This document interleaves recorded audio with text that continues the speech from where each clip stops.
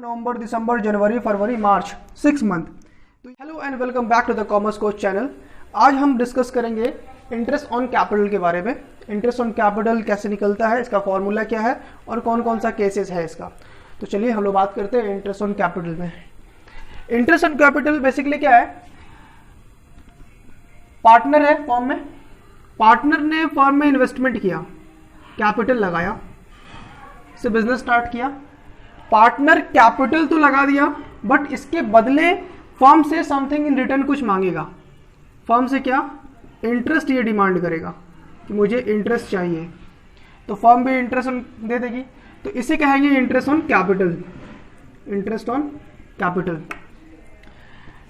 अब हमें ये याद रखना है, जब भी पार्टनरशिप डीड बना होगा तभी इंटरेस्ट ऑन कैपिटल देंगे। अगर पार्टनरशिप डीड नहीं बना रहेगा तो इंटरेस्ट ऑन कैपिटल नहीं देंगे। ओके, जब हम पार्टनरशिप डीड बना रहेंगे, जब हम बनाएंगे तभी firm interest on capital partner को देगा।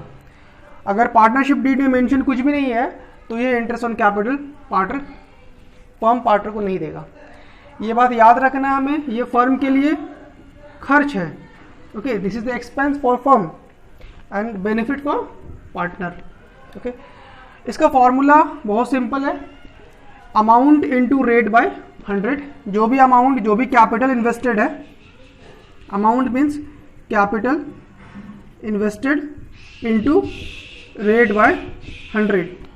हमें एक बात और याद रखना है कि कैपिटल जो, जब भी इंटरेस्ट ऑन कैपिटल निकलेगा वो निकलेगा ओपनिंग कैपिटल पे, वो जब भी निकलेगा ओपनिंग कैपिटल के ऊपर। ठीक है, समझ गए। इंटरेस्ट ऑन कैपिटल क्या होता है, पार्टनर कैपिटल इन्वेस्ट करता है, समथिंग इन रिटर्न में मांगता है कैपिटल के ऊपर, वो इंटरेस्ट डिमांड करता है, तो फर्म इंटरेस्ट ऑन कैपिटल देता है पार्टनर को। पार्टनरशिप डीड बना रखे होंगे तो इंटरेस्ट ऑन कैपिटल देंगे, पार्टनरशिप डीड नहीं बनाए तो इंटरेस्ट कैपिटल नहीं देंगे। फॉर्मूला बहुत सिंपल है, capital invested into rate by 100, यानी अमाउंट इंटू रेट बाय 100, और जब भी इंटरेस्ट ऑन कैपिटल निकलेगा वो ओपनिंग कैपिटल निकलेगा। चलिए इसके कुछ केसेस के बारे में डिस्कस करते हैं। चलिए पहला केस देखते हैं इंटरेस्ट ऑन कैपिटल का।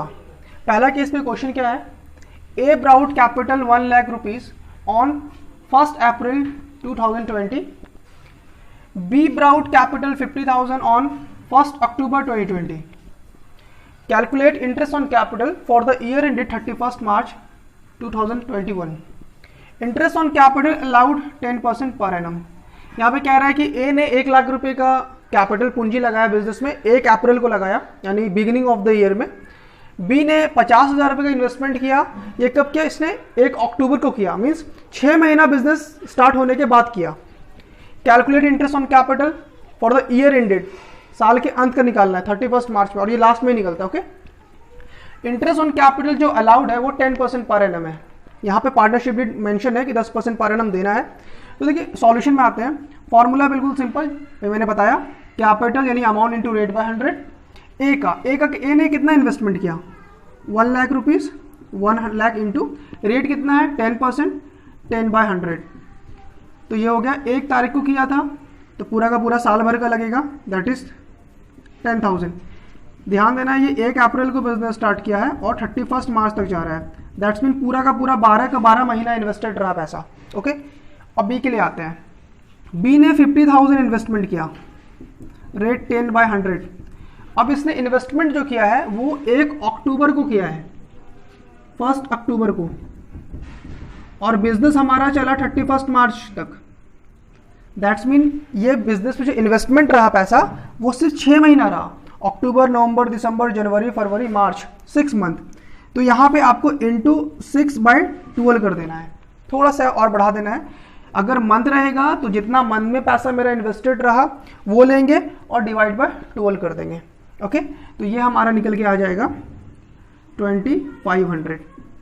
ओके, तो ये सॉल्यूशन हो गया केस 1 का। इसकी जनरल एंट्री हम लोग वीडियो के लास्ट में करेंगे। चलिए केस 2 में जाते हैं।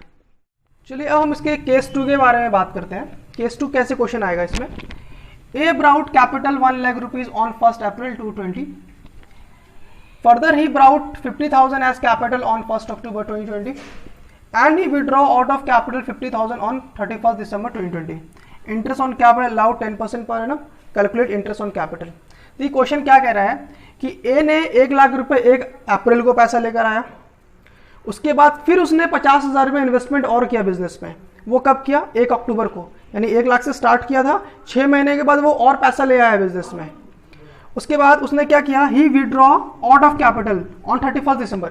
उसने क्या किया? 50,000 रुपया 31 दिसंबर को पैसा निकाल लिया बिजनेस से।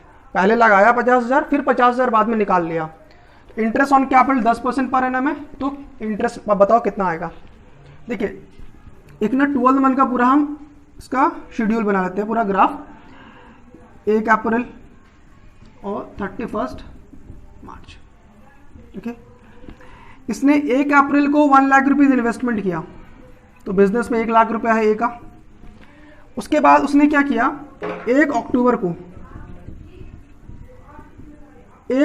को इसने 50,000 बिजनेस में और लाया, ठीक है। 50,000 और लाया बिजनेस में, दैट्स मीन हमारा पहले 1 था, अब 50 हो गया। टोटल कैपिटल कितना हो गया? 1.5 लाख रुपया, ओके। इसने फिर क्या किया? 1 अक्टूबर को 50,000 बिजनेस में लाया, तो पहले 1 लाख था बिजनेस में, 50 और हो गया, तो टोटल कितना हो गया हमारा? 1.5 लाख रुपया। 1,50,000 और हो गया कैपिटल। उसके बाद इसने क्या किया? 31 दिसंबर को 50,000 रुपीज विड्रॉ कर लिया, यानी माइनस निकाल लिया बिजनेस से, आउट ऑफ कैपिटल, इन्वेस्टमेंट बाहर ले लिया। दैट्स मीन अब कितना हमारे पास बचा? हमारे पास बचा 1 lakh rupees as a capital, okay. और यही बिजनेस में लास्ट में 1 लाख रुपीज रहा। तो ये पूरा प्रोसीजर हुआ इसका, ओके। तो ये देखिए 1 अप्रैल से 1 अक्टूबर तक कितना महीना? 6 मंथ। यहाँ पे मंथ में बाइफिकेट कर देते हैं। फिर 1 अक्टूबर से 31 दिसंबर 3 मंथ, और यहाँ से यहाँ 3 मंथ्स, 6, 3 और 3 12, टोटल 12 महीना हो गया। अब हम इसे कैसे कैलकुलेट करेंगे? सबसे पहले हम कैलकुलेट करेंगे 1 लाख रुपीज़ के ऊपर। ये जो 1 लाख रुपीज़ का ऊपर 10%, 10/100, क्योंकि ये 1 लाख रुपीज़ सिर्फ 6 महीना रहा, 6 महीना ही रहा, तो 6/12 कर देंगे, ओके। ये आपका हो जाएगा 5,000। पहले 1 लाख पे निकाल लिया 6 महीने का, अब 1.5 लाख के ऊपर निकालेंगे, क्योंकि मेरा अब 1 से ना 1.5 लाख रुपए हो गया। अब 1.5 लाख के ऊपर 3 महीने का निकालेंगे, 1.5 लाख के ऊपर 3/12, तो ये हो जाएगा 3750, ठीक है। क्योंकि आपका 1.5 लाख रुपए हो गए थे, 1.5 लाख के ऊपर आपको 3 महीने पे निकालना 10% का। फिर आपने क्या किया? फिर ए ने क्या किया? 31 दिसंबर को 50,000 निकाल लिया बिजनेस से, तो हमारा कितना पैसा रह गया? 1 लाख। अब जो ये होगा 1 लाख के ऊपर होगा, 1 लाख इंटू 10/100, और ये भी होगा सिर्फ 3 महीने के लिए, 3/12, ये आपको होगा 2500, ओके। आपको तीनों को जोड़ देना है, ये आपको 11,250, ओके। तो ये हो गया पूरा प्रोसीजर इंटरेस्ट ऑन कैपिटल निकालने का। फिर से बता रहा हूँ, पहले आपको 1 लाख के ऊपर निकालना है 6 महीने का, रेट वही 10/100, ठीक है। पहले 1 लाख पे 6 महीने का, फिर आपका पैसा बढ़ गया 1.5 हो गया, 1.5 पे 3 महीने का, ठीक है। फिर आपको पैसा घट गया 1 हो गया, फिर 1 लाख का 3 महीने पे। तो फिर ये 3 निकालने के बाद तीनों को जोड़ देंगे, ये टोटल मेरा ओवरऑल इंटरेस्ट ऑन कैपिटल हो जाएगा। जनरल एंट्री लास्ट में होगा वीडियो में, ओके। चलिए अब केस 3 पे पढ़ते हैं हम लोग। अब हम लोग केस 3 के बारे में बात करते हैं। केस 3 का क्वेश्चन क्या है? A had closing balance that is 31 March 2021 rupees 1 lakh. He withdraw 50,000, profit during the year 50,000 which was distributed, interest on capital 10% allowed, calculate interest on capital. Question क्या कह रहा है? क्वेश्चन कह रहा है ए का क्लोजिंग बैलेंस, यानी क्लोजिंग बैलेंस 1 लाख रुपीज है, कैपिटल इसका है लेकिन क्लोजिंग बैलेंस है, साल के अंत वाला बैलेंस है 1 लाख रुपए। इसने ही विड्रॉ 50,000, इसने क्या किया? 50,000 रुपये दुकान से विड्रॉ किया था, ओके, ड्रॉइंग किया था। प्रॉफिट पूरे साल में इसने 50,000 रुपया कमाया, और जो कि डिस्ट्रीब्यूट कर दिया गया था, इसके खाते में ट्रांसफर कर दिया गया था। Interest on capital 10% per annum है, कैलकुलेट इंटरेस्ट ऑन कैपिटल। चलिए इसको ग्राफ से समझते हैं। ये 1 अप्रैल है और 31 मार्च है। ए का क्लोजिंग बैलेंस दिया हुआ है, यानी 1 लाख रुपीज दिया हुआ है क्लोजिंग बैलेंस। ये कहने का मतलब है पूरे साल के अंत में इसको कितना पैसा है? ईयर एंड 1 लाख रुपए। इसने क्या किया? 50,000 ड्यूरिंग द ईयर 50,000 इसने शॉप से विड्रॉ कर लिया था, ओके, निकाल लिया था। ओके। और ड्यूरिंग द ईयर 50,000 का बेनिफिट भी हुआ, प्रॉफिट भी हुआ, जो कि इसे दे दिया गया था। ओके। इंटरेस्ट ऑन कैपिटल निकालना है 10%, रेट 10% है। हमें इस बात को याद रखना है, मैंने इस वीडियो के स्टार्ट में बताया था कि इंटरेस्ट ऑन कैपिटल हमेशा ओपनिंग कैपिटल में निकलता है। तो हमें ना ये पता करना होगा यहाँ पे हमारा यहाँ पे कितना बैलेंस था। ठीक है, बहुत आसान है। करना क्या है इसमें आपको लिखना है क्लोजिंग बैलेंस ऑफ ए।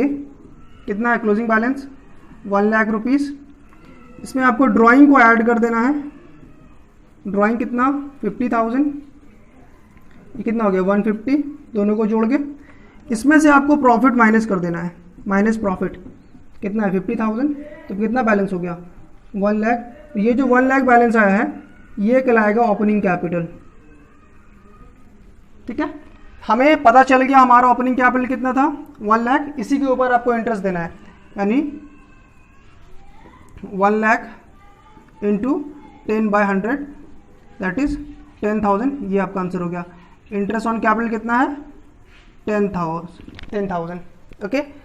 सबसे पहले क्लोजिंग बैलेंस दिया रहेगा तो क्लोजिंग बैलेंस में ड्राइंग को ऐड कर देना है, प्रॉफिट को माइनस कर देना है। जो भी बैलेंस निकलेगा वो ओपनिंग कैपिटल होगा और ओपनिंग कैपिटल पे ही आपको निकालना है इंटरेस्ट ऑन कैपिटल। 10% दिया था, हमने निकाल दिया 10। चलिए अब बात करते हैं इसके जनरल एंट्री। चलिए इसकी जनरल एंट्री के बारे में बात करते हैं। जनरल एंट्री इसकी क्या बनेगी? ये फर्म के लिए ना एक्सपेंस है। ठीक, तो इंटरेस्ट ऑन कैपिटल फर्म के लिए एक्सपेंस है।